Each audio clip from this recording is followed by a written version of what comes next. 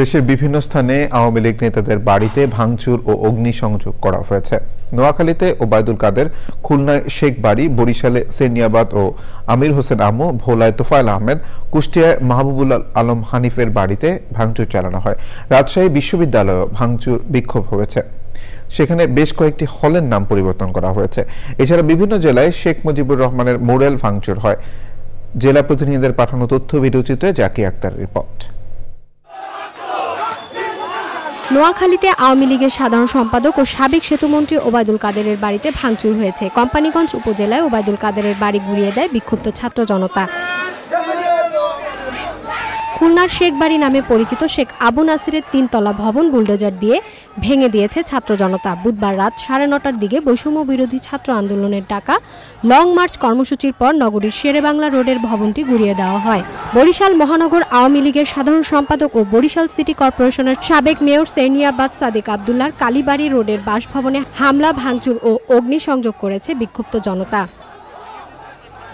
বরিশাল নগরীর জীবনানন্দ দাস সড়কে আওয়ামী লীগের উপদেষ্টা মণ্ডলীর সংসদ ও সাবেক মন্ত্রী আমির হোসেন আমুর বাসভবনে হামলা চালিয়ে ব্যাপক ভাঙচুর করেছে বিক্ষুব্ধ ছাত্র জনতা। পরে বুলডোজার দিয়ে গুঁড়িয়ে দেওয়া হয় বাড়ি। আওয়ামী লীগের উপদেষ্টা মণ্ডলীর সদস্য ও সাবেক মন্ত্রী তোফায়েল আহমেদের ভোলার বাড়িতে ভাঙচুর ও আগুন দেয় বৈষম্য বিরোধী ছাত্র আন্দোলনের কর্মীরা। আওয়ামী লীগের যুগ্ম সাধারণ সম্পাদক মাহবুবুল আলম হানিফের কুষ্টিয়া শহরের বাড়ি বুলডোজার দিয়ে গুঁড়িয়ে দেওয়া হয়েছে।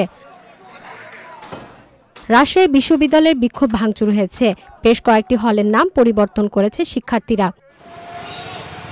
আওয়ামী লীগের সাংগঠনিক সম্পাদক সাবেক এমপি মির্জা আজমের জামালপুর শহরের বাসা ভাঙচুর শেষে আগুন দিয়েছে বিক্ষুব্ধ ছাত্র জনতা।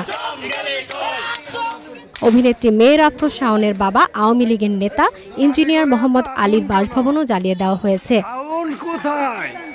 চাঁপাইনবাবগঞ্জ জেলার আওয়ামী লীগ অফিসে ভাঙচুর, অগ্নিসংযোগ করা হয়েছে। নাটোর জেলা আওয়ামী লীগের কার্যালয় বুলডোজার দিয়ে গুঁড়িয়ে দিয়েছে জাতীয় নাগরিক কমিটি ও বৈষম্য বিরোধী ছাত্র জনতা। কক্সবাজারে বঙ্গবন্ধুর মুরাল ভেঙে দিয়েছে ছাত্র জনতা। টাঙ্গাইলে জেলা আওয়ামী লীগ নেতাদের বাড়িতে ভাঙচুর, অগ্নিসংযোগ ও লুটপাট করে ছাত্র জনতা।